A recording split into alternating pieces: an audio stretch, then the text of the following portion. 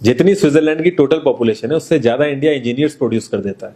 उसके बाद भी रिसर्च एंड इनोवेशन में स्विट्जरलैंड नंबर 1 पे है। इंडिपेंडेंस के बाद से रिपब्लिक ऑफ इंडिया ने 0 नोबेल लॉरियट्स प्रोड्यूस किए इन साइंस। यूएसए ने 100 प्लस कर दिए। ASER की रिपोर्ट के हिसाब से 83% एजुकेटेड इंडियंस एम्प्लॉयबल ही नहीं है। और ये जो सुंदर पिचाई सत्या नदेला की हम बात करते हैं, इन्होंने भी आगे चल के अपनी एजुकेशन बाहर से ही करी है। और ये सारी चीजें जो मैं बोल रहा हूँ ना, इसका रूट कॉज फाइंड आउट करने के लिए हमें थोड़ा सा पीछे जाना पड़ेगा। जब ब्रिटिशर्स हम पे रूल कर रहे थे तो ईस्ट इंडिया कंपनी के सामने 2 मेजर चैलेंजेस थे। एक कम्युनिकेशन विद इंडियन, दूसरा वर्कर्स और क्लर्क्स की बहुत जरूरत थी उन्हें। फिर थॉमस बेविंगटन मैकॉय ने हमें इंग्लिश एजुकेशन एक्ट ऑफ 1835 दिया, जिससे उनके दोनों पर्पस पूरे हुए। पहला, उनको बंदे चाहिए थे जो चुपचाप डेस्क पे बैठे, अपना काम करें, क्वेश्चंस ना करें और ज्यादा क्रिएटिव ना हो। Second, communication in English. English सबसे ज्यादा बोले जाने वाली लैंग्वेज नहीं है, उसके बाद भी इंग्लिश एक लैंग्वेज की बजाय एक क्लास बन गया इंडिया में। रशिया, चाइना, फ्रांस, ये सब जगह इतना ऑब्सेशन नहीं है इंग्लिश को लेके जितना इंडिया में है। पुअर कम्युनिकेशन बोला जाता है अगर आपकी इंग्लिश अच्छी नहीं है, जबकि इंग्लिश ना आने का मतलब है कि आपको कोई और लैंग्वेज आती है। 5 साल पुराना iOS भी आज की डेट में आउटडेटेड माना जाता है। लेकिन इतनी इंपॉर्टेंट चीज हमारा एजुकेशन सिस्टम आज भी बस थोड़े से चेंजेस के साथ ऐसे ही चल रहा है। हमारे एजुकेशन सिस्टम में रटने का कंपटीशन होता है, जो ज्यादा रट लेता है उसके ज्यादा मार्क्स आते हैं। अब 95% जिसके संस्कृत में आए हैं वो भी संस्कृत नहीं बोल पा रहा है। और बेसिक हिस्ट्री होने की बजाय इतनी मोटी मोटी किताबें हैं हिस्ट्री की जिसका कोई मतलब नहीं है। अगर आज की डेट में आपको कुछ भी पता करना, आप गूगल से पता कर लोगे। उसके लिए आपको याद करने की जरूरत नहीं है इतना कुछ। और ये गवर्नमेंट स्कूल में हर क्लास में इंग्लिश का सब्जेक्ट है।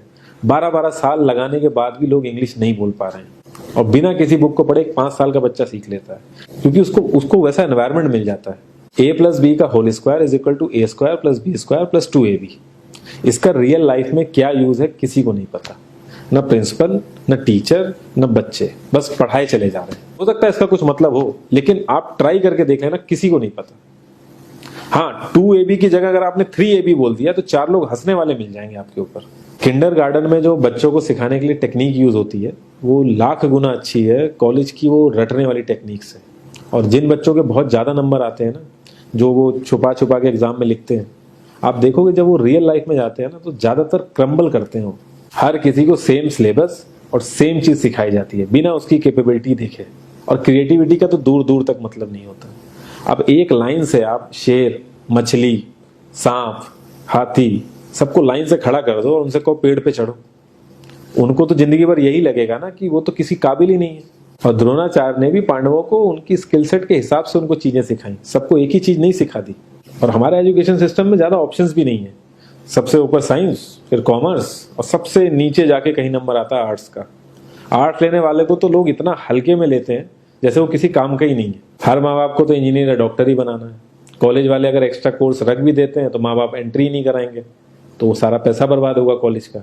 तो ऑप्शंस कहाँ से आएंगे? और बचपन से ही आपकी ट्रेनिंग स्टार्ट हो जाती है। माँ बाप, भाई बहन, रिलेटिव सब ये समझाते हैं अगर आपके मार्क्स नहीं आए और जॉब नहीं लगी तो आपकी जिंदगी बेकार।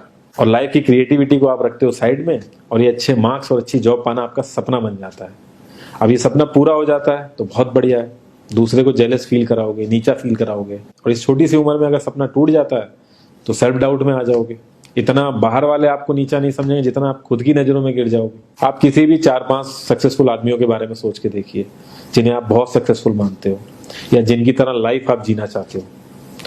मैं ये कह सकता हूं कि वो इस एजुकेशन सिस्टम की वजह से तो सक्सेसफुल नहीं होंगे, चाहे वो जो भी हो। धीरू भाई अंबानी, विराट कोहली, आमिर खान, नरेंद्र मोदी, ये सब हमारे इस करंट एजुकेशन सिस्टम के ट्रैप में नहीं फंसे। इन्होंने खुद सीखा, खुद एजुकेट हुए और खुद आगे बढ़े। किसी कंपनी के सीईओ को अगर ये कहा जाए कि आप अपनी कंपनी के सारे डिपार्टमेंट में इंटरव्यू दीजिए, तो कोई गारंटी नहीं है कि वो सारे डिपार्टमेंट के इंटरव्यू निकाल लेगा। और ये भी हो सकता है कि वो आधे से ज्यादा डिपार्टमेंट के लिए क्वालिफाई ना करे एजुकेशन वाइज, लेकिन वो पूरी कंपनी चला सकता है। तो ये जो एक स्किल है, इसके बारे में बात क्यों नहीं होती? लोग अपनी 25% से ज्यादा जिंदगी इस करंट एजुकेशन सिस्टम में लगा देते हैं ताकि अपने से कम पढ़े लिखे आदमी की कंपनी में जाके उसके सपने पूरे कर सकें। इंडिया का जो करंट एजुकेशन सिस्टम है, अगर वो इतना ही अच्छा है तो जो भी सेलिब्रिटीज हैं, पॉलिटिशियंस हैं, वो अपने बच्चों को बाहर क्यों भेज रहे हैं पढ़ने के लिए? इनफैक्ट पॉलिटिशियंस के साथ तो ऐसा करना चाहिए, जिस एरिया से वो जीते हो उसी एरिया के गवर्नमेंट कॉलेज में उनके बच्चे को पढ़ना कंपलसरी हो जाए, तभी वहां के गवर्नमेंट कॉलेज सुधर सकते हैं। 368 प्यून की जॉब के लिए 1.5 लाख ग्रेजुएट और 24,968 पोस्ट ग्रेजुएट ने अप्लाई किया। मैं IAS-PCS की तो बात नहीं करता हूँ, वो तो एक पैशन की बात होती है, लेकिन कुछ लोग 5-5, 6-6 साल से तैयारी कर रहे हैं कि कोई भी गवर्नमेंट जॉब मिल जाए उन्हें। उनसे पूछोगे क्यों ऐसे इतने टाइम से लगे हुए हो, तो वो एक ही चीज बोलेंगे कि जॉब सिक्योर है। मतलब आप काम नहीं भी करोगे तो आपको निकाला नहीं जाएगा। ये सारी कामचोरी वाली बातें माइंड में इसीलिए आती हैं क्योंकि हमारा जो करंट एजुकेशन सिस्टम है वो इतना कॉन्फिडेंस ही नहीं देता है कि हम अपनी स्किल के दम पे कहीं जाके काम करें और हमें निकलने का डर ना हो। मैं आने वाले 10 साल की तो बात ही नहीं कर रहा हूँ, अगर मैं आने वाले 5 साल की भी बात करूं तो टेक्नोलॉजीज में इतना ज्यादा चेंजेस आ जाएगा कि जो आज हम पढ़ रहे हैं, जिस स्किल पे हम फोकस कर रहे हैं, पता नहीं वो रेलेवेंट भी होगी कि नहीं उस समय। Cloud computing, SEO, digital marketing, ये सब जॉब्स पहले एग्जिस्ट ही नहीं करती थी। हम लोगों को एजाइल होना पड़ेगा, नई नई चीजों को सीखने के लिए ओपन रहना पड़ेगा, क्रिएटिव माइंड लगाना पड़ेगा।